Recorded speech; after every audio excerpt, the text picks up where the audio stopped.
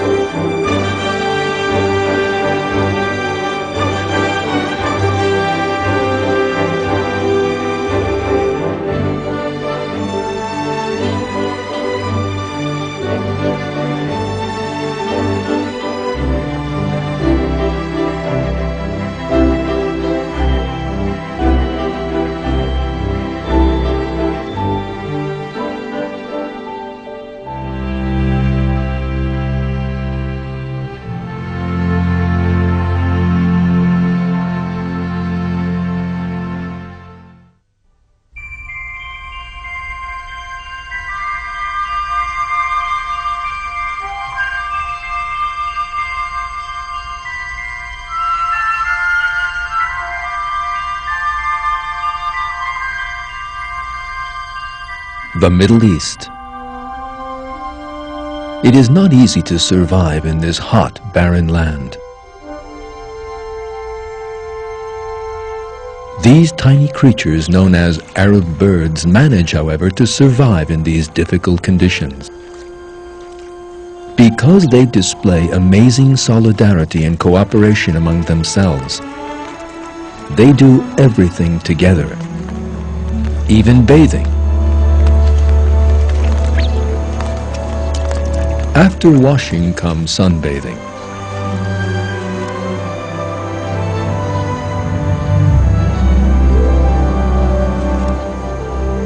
As they dry their feathers, they clean each other.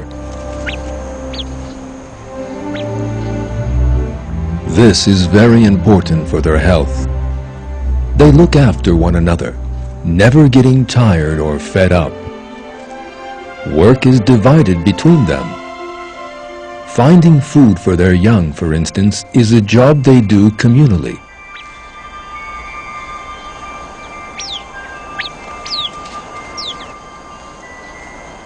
All the food they find is later shared out equally.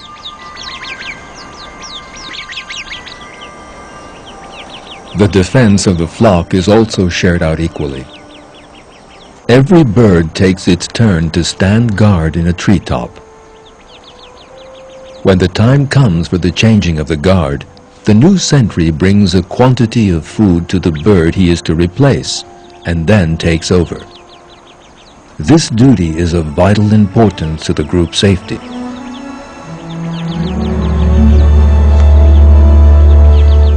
A viper. The sentry bird immediately sounds the alarm. The flock comes together for protection.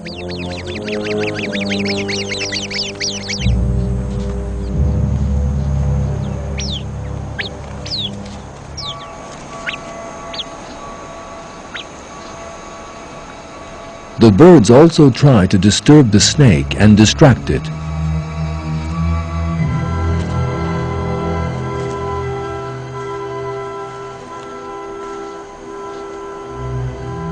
Young birds display their strength and courage by challenging the snake and try to earn respect within the flock. As the danger recedes, life returns to normal. A sentry assumes his post. The chicks begin to play amongst themselves.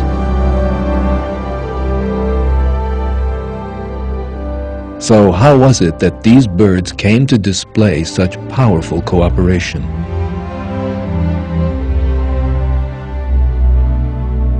Let us think and continue to ask questions.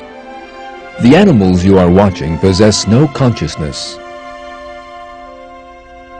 Why should an animal stand guard over its friends?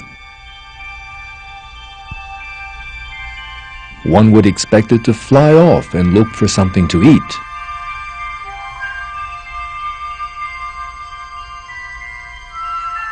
But what it actually does is a great sacrifice.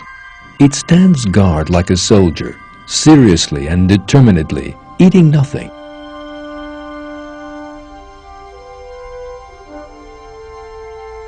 Who taught these creatures about altruism?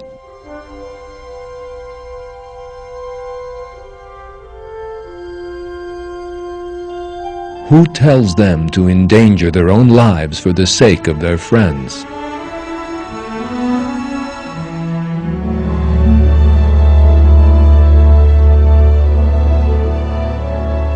There can be no question that it is the Almighty God, the Creator, who instilled these feelings of unity, cooperation, and sacrifice into these tiny birds.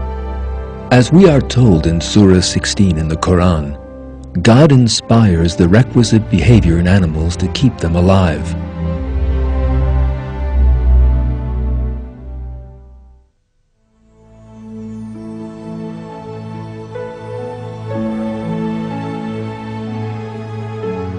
Feelings of sacrifice and cooperation among birds are very powerful.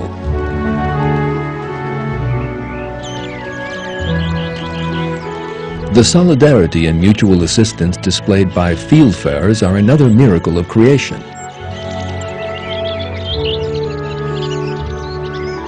These birds live in flocks of 30 to 40 members. Unity and togetherness are always very powerful within the group. They raise their young together with the greatest care. The strongest example of solidarity within the group comes when there is a danger to the young. Here is that danger: a young raven. Its target is the chicks. One of the watchers sees the raven and warns the others.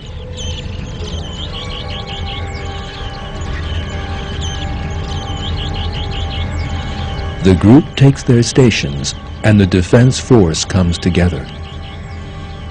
One of the birds squawks angrily and threatens the intruder. The threat is then translated into action. They attack the intruder en masse.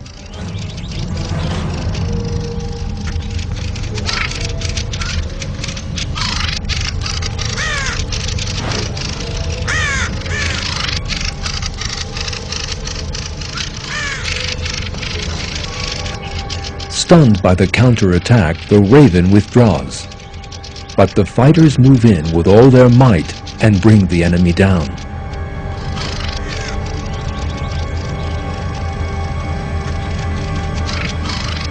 The raven survives the attack with great difficulty.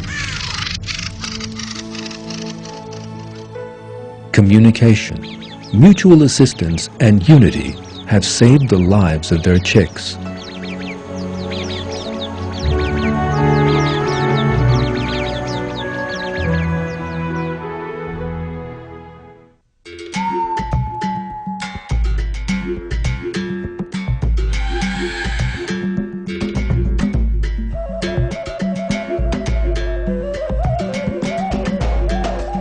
One of the distinguishing characteristics of the elephant, the largest land mammal on Earth, is its devotion to its fellows. Sacrifice and mutual assistance are not limited to family members, but can be seen within the entire herd. A hot summer day on the African plains. Elephants are constantly on the move to find food and water.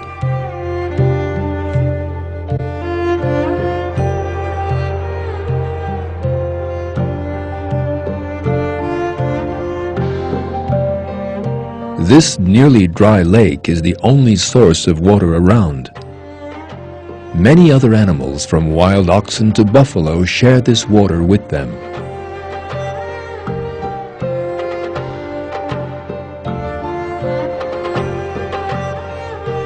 This baby elephant is finding it difficult to drink as his trunk is still very short. He has to bend down a long way to reach the water. One of the adult elephants bumps into it by accident, knocking it into the water. Unless the baby can escape at once, it will sink into the mud and die. There is no time to lose.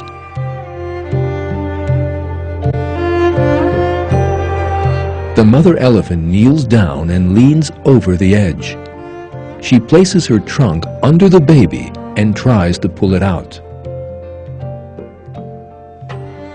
The other elephants reach the scene and join her, and they all try to pull the baby out.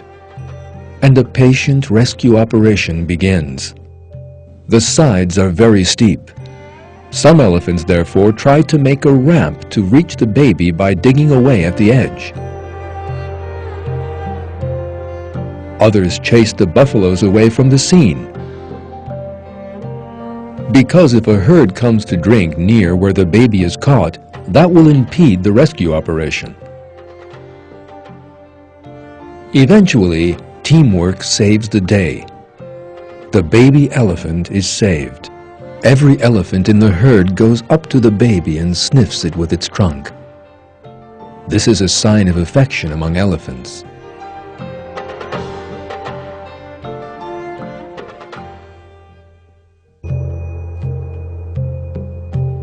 The devotion and mutual assistance within the herd has saved the baby's life.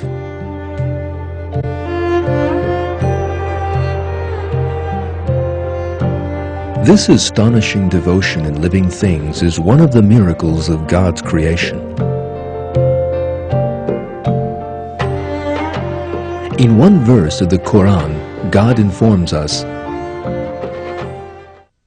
"There is no creature God does not hold by the forelock."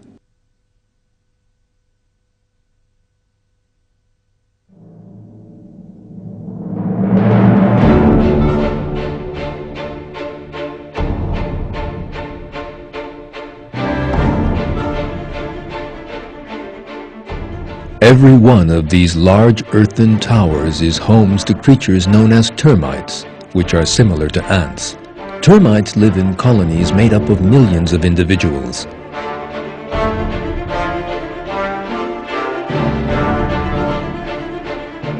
They work together so harmoniously that the whole colony functions like a single body, a single creature.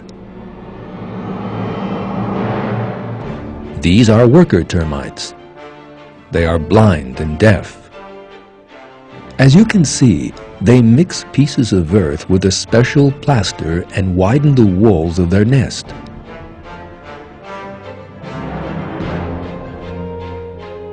God has given these creatures, which behave like the cells of a single body, different bodily structures for different jobs.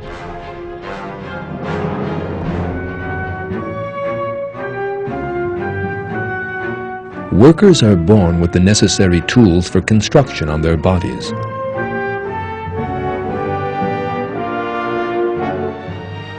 As you are now seeing, soldier termites are equipped with heavy weapons.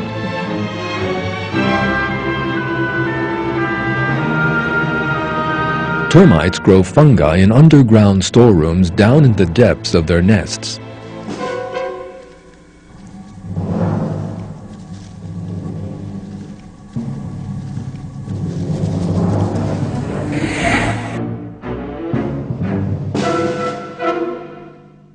However, one side product of this is carbon dioxide.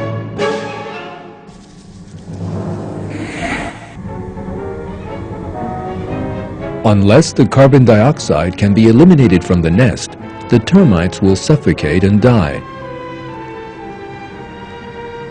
Nothing of the sort happens, however, thanks to this construction technique instilled in them by God.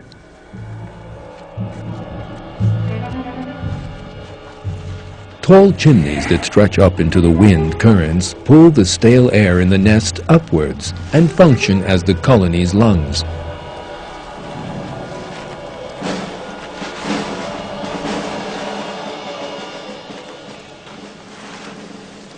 Everything built by termites is a marvel of architecture and engineering. Let us now go back a little and consider what we have just been saying. The termite is a tiny insect. It possesses neither reason nor consciousness.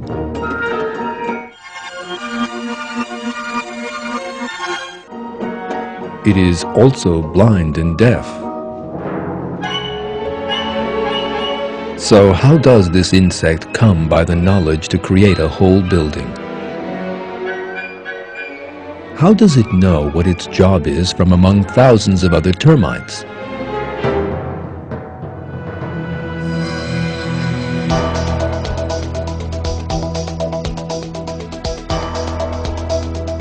What you are seeing on the screen is a construction project. The project contains all the details of all the jobs to be done during the construction work. Who will do what job, how and when are all set out. An architect possessing reason and consciousness has drawn this project up, and an engineer with reason and consciousness has performed the necessary calculations. Master craftsmen, workers and plumbers work according to the blueprint.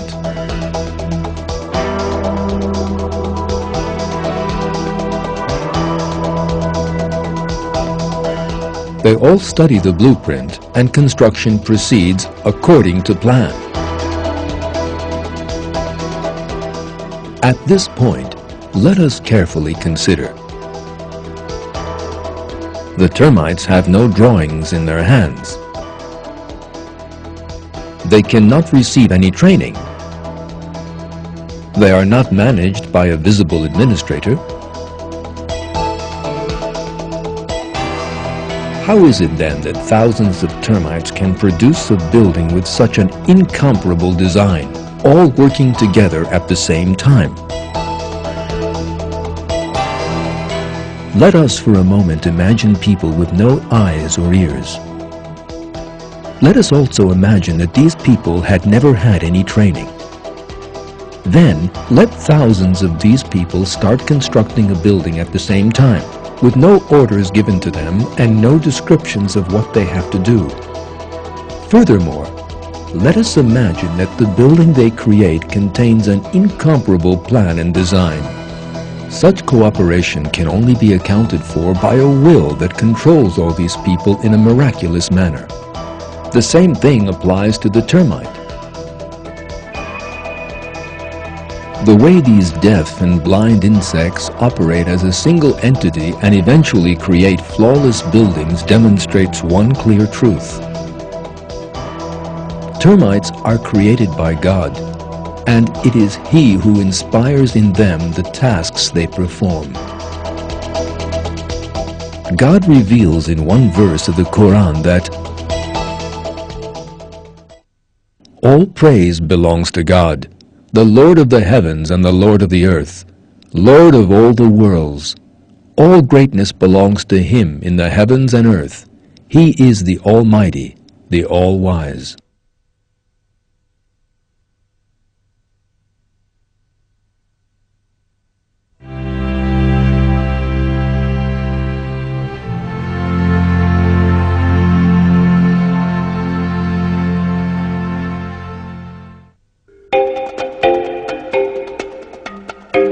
These delightful animals, known as meerkats, live together in groups.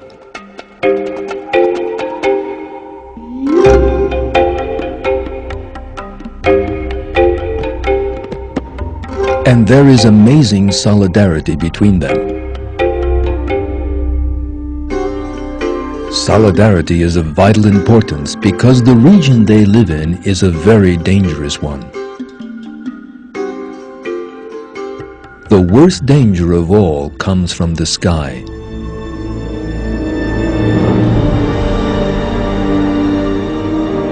The eagle does not see them for the moment. After carrying out security checks, the meerkats disperse over the field to look for food.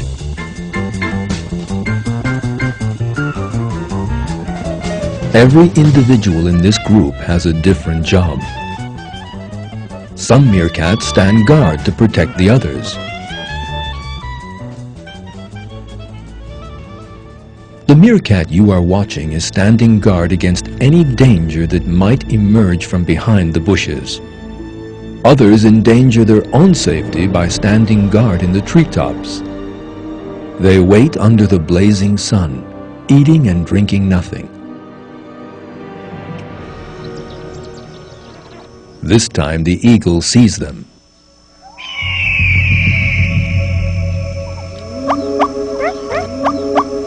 The sentry sounds the alarm to the others.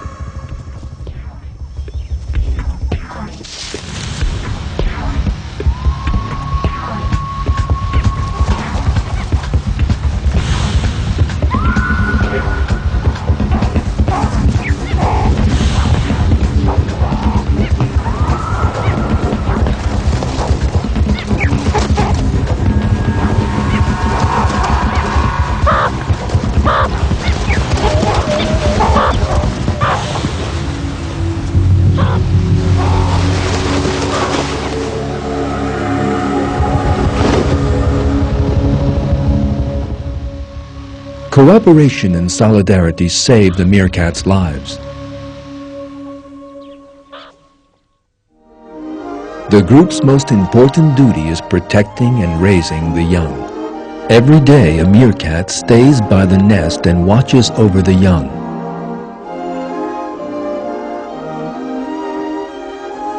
Just like sentry duty, they take it in turns every day to look after the young.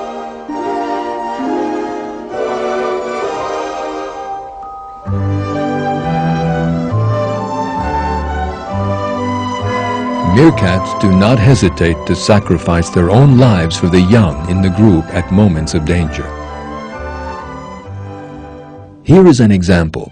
Meerkats have left the nest to look for food on a hot summer day, and danger is waiting for them on their return. A jackal is lying in ambush near the nest where the babies are. One of the meerkats approaches the nest to save the young. Its aim is to stop the jackal entering the nest. As night falls, the meerkat is still using itself as a shield at the entrance to the nest.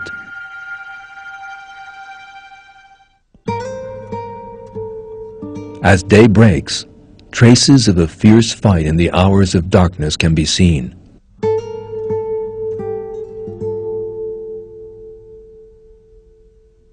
The jackal has been chased away from the nest, and the young have been saved. However, the brave young meerkat has sacrificed itself and is badly injured. Its mother comes to the wounded meerkat's side. Its condition is critical. The meerkats need to move off if they are to find food.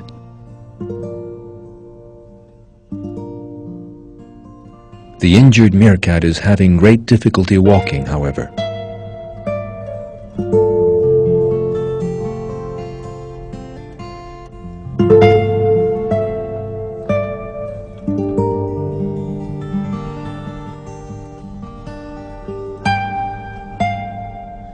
When its strength finally gives out, it lies down in a ditch. The other meerkats do not leave their wounded friend alone.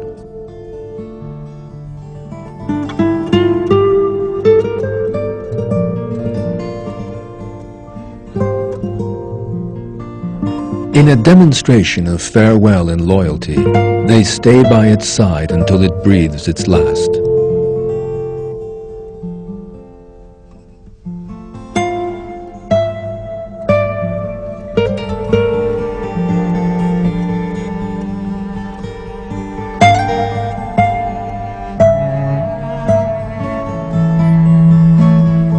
All this surprising cooperation, solidarity, and devotion among meerkats is behavior inspired in them by God.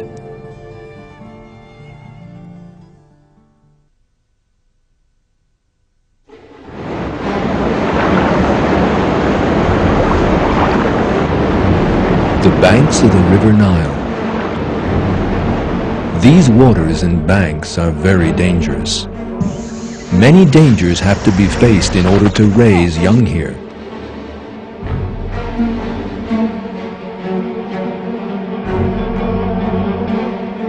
The species of bird you are watching has to build its nest on banks that are full of crocodiles.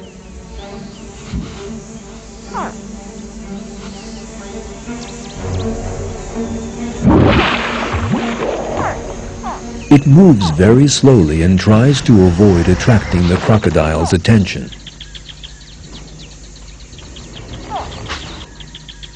It particularly chooses areas where female crocodiles have left their eggs to build its nest.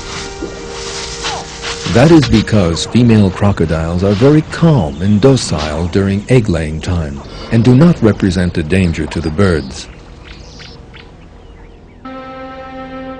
In time, the bird's eggs begin to hatch and tiny chicks emerge. Yet these chicks are in danger. As you can see, both the mother and father bird fiercely use their own bodies to shield their young and defy the dangerous lizard. The lizard might kill the bird, but the bird is ready to die in order to save its chicks. The lizard gives up in the face of the bird's determination and courage.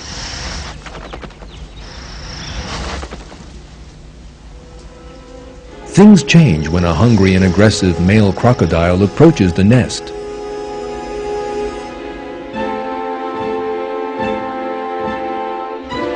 The chicks freeze. The mother bird puts on a different display this time. She opens her wings and beats them on the ground. She does not directly oppose the aggressor. On the contrary, she imitates an injured bird and invites the aggressor to attack her. She thus attracts the danger away from the nest. The deception works. The crocodile follows the supposedly injured bird and moves away from the nest. Its attention is then drawn by a lizard, and it moves away entirely.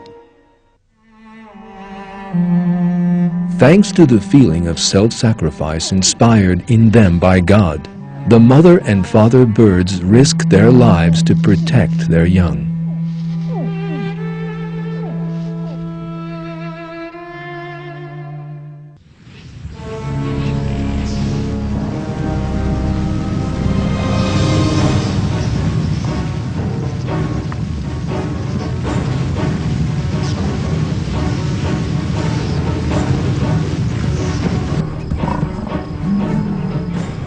In buffalo herds, newborn calves are looked after not just by their parents, but by the whole herd. And they face all kinds of risks to defend them, even lions.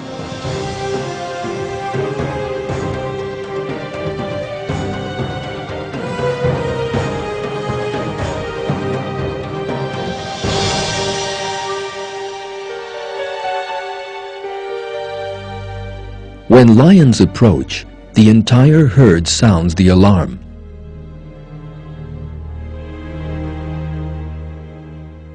As you can see, they form a defense ring around the calves. They use their own bodies as shields to protect the calves from the lions. There are only 2 calves in this herd.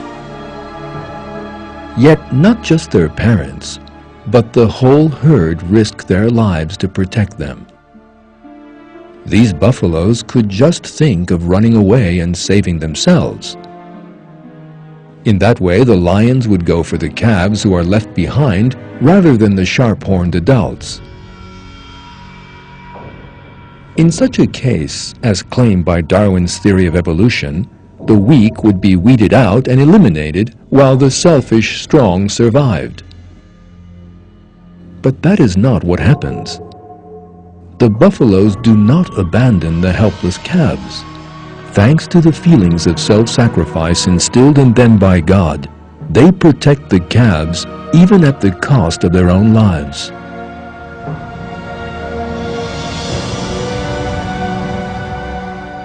Buffalo herds protect not just the young, but also the elderly. The images you are about to see were taken by a tourist on safari in Kenya.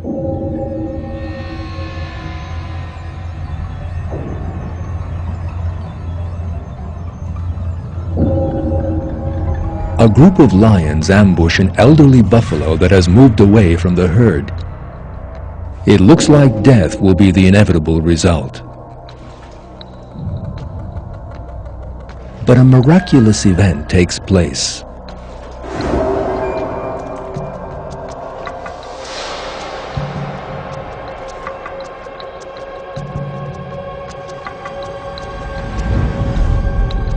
The elderly buffalo's cries for help reach the distant herd. They at once head for the scene.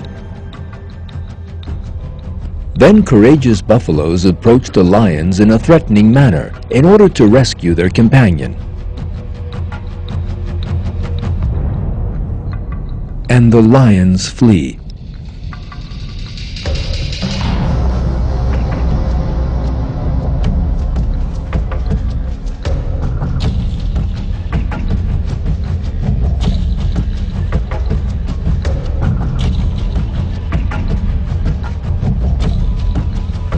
The buffalo gather around the injured animal and try to raise it to its feet.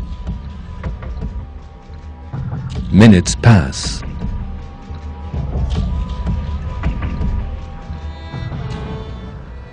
Things look hopeless for the exhausted buffalo. The lions are still waiting in ambush. Believing it to have died, the last few remaining buffalo begin to move away. And yet, another miraculous event takes place. The injured buffalo cries out one more time, as if asking them not to leave it. The herd immediately come back. The buffaloes once more see off the approaching lions. With a final effort, the elderly buffalo rises to its feet, and mingling with its rescuers, is lost from sight.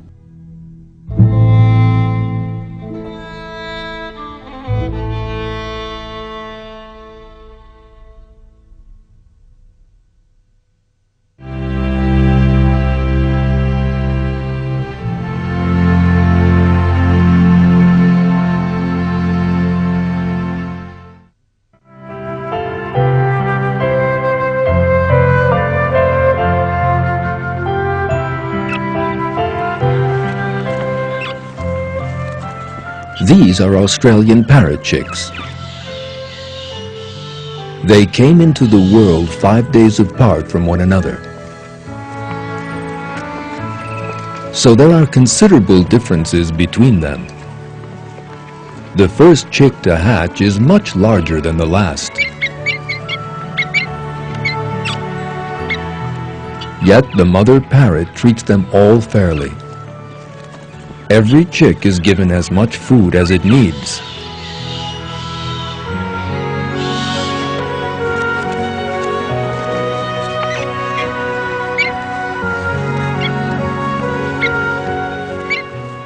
Ten days later, the oldest chick is still much larger than the others. Yet it miraculously shares its food with the smallest and weakest sibling, feeding it with its own beak.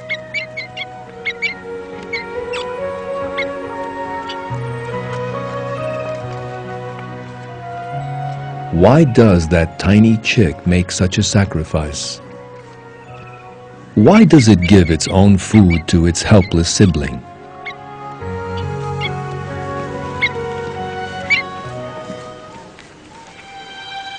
Believers in Darwin's theory of evolution can never answer that question. Because that outdated theory rests on the assumption that everything in nature is selfish and engaged in a ruthless fight for survival.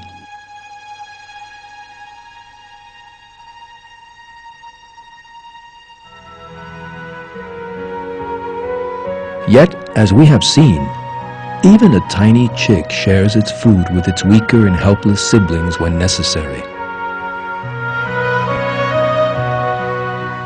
All the chicks grow up to be strong and healthy, thanks to the feelings of sharing and solidarity inspired in them by God.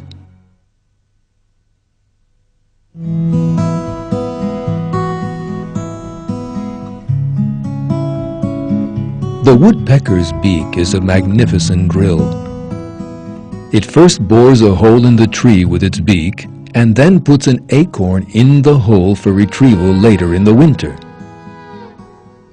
This tree contains some 60,000 acorns stored in it by woodpeckers.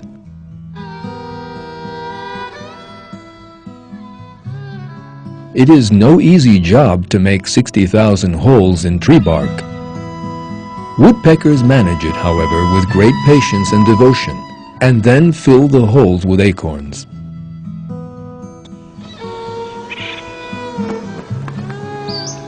Their aim is to be able to feed their families through the harsh days of winter.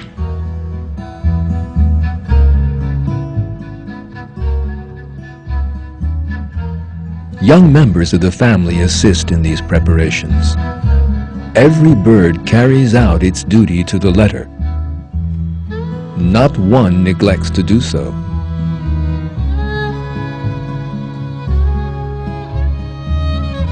In a demonstration of perfect cooperation and solidarity, the woodpecker family prepares for the hard days to come.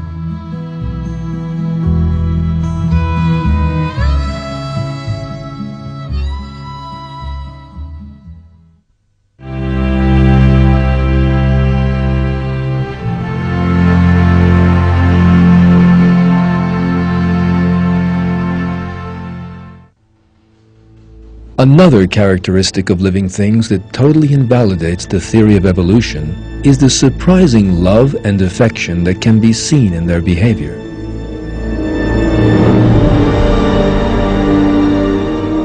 The theory of evolution rests on the assumption that all living things are selfish and engaged in a ruthless fight for survival, whereas the fact is that their behavior reveals the exact opposite.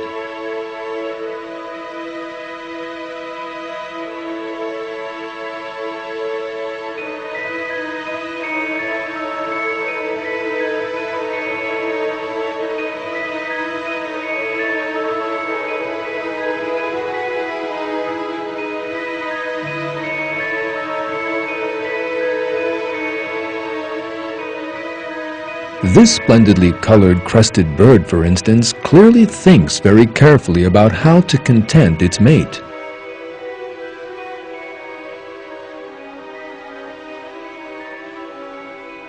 It gives her little presents, a piece of fruit, for instance.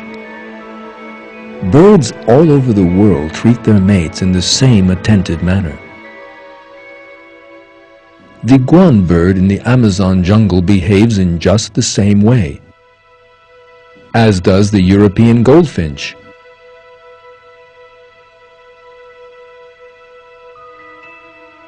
Seabirds like fish, of course, so that represents the best possible gift for them.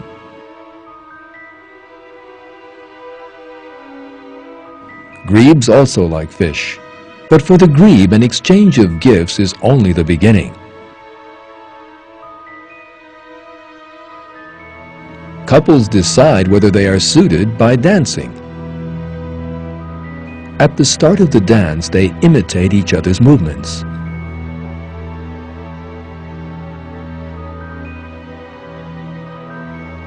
Having got to know one another, they move on to the second phase of the dance in astonishing harmony.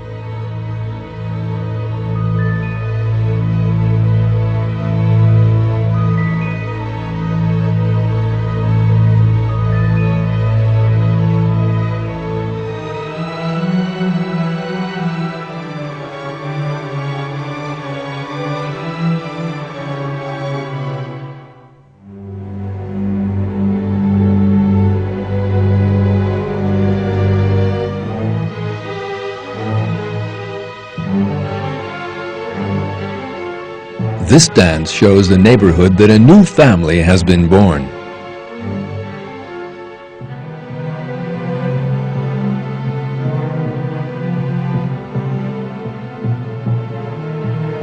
presents are given once the dance is over.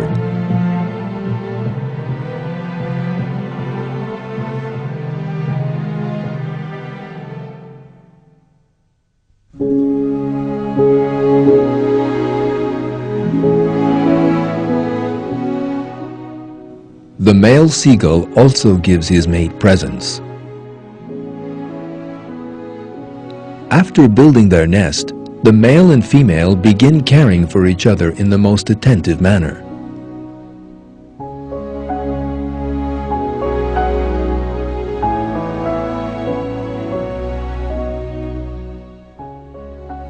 Albatrosses behave in just the same way.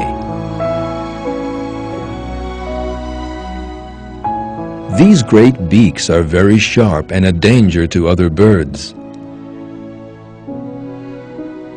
Yet, these sharp beaks also allow them to care for each other with great affection and devotion. The theory of evolution that regards living things as selfish and ruthless entities that emerged by chance is unable to account for this affection and harmony. That is because God created living things, and it is God who gives them feelings of affection, self-sacrifice, and sharing that the theory of evolution can never account for. In one verse of the Quran, God reveals that everyone in the heavens and earth belongs to Him. All are submissive to Him.